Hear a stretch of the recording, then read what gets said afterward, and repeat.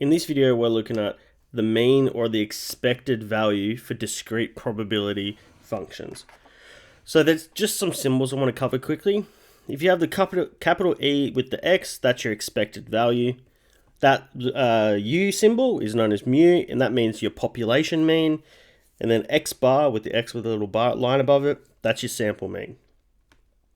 So expected value in this case is what you would expect to get out of some sort of probability distribution table or value or function.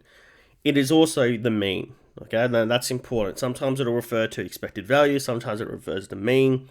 In this case, for discrete probability, it's the same thing. And what it is, it's the sum of X, or the scores, times their probabilities. All right, so what I mean by that is I'm going to do this example and you'll see. So here we need to find our expected value. We've been given a table. Some questions will give you a function and then you need to complete the table. And then you can go ahead and do what I'm about to do now. But essentially, we need to use that formula up above. So what I'm going to do is I'm going to write EX is going to equal the sum of my X. So my scores, let me zoom in.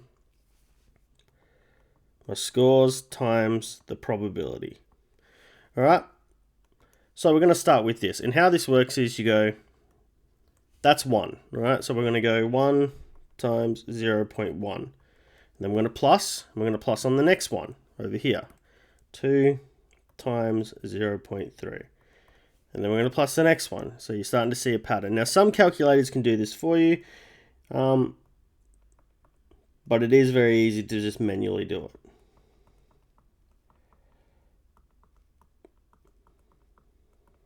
All right, once you do that, you put that in the calculator and you end up with 3.2. So our expected value for this range of probabilities, you would expect to get a score of 3.2.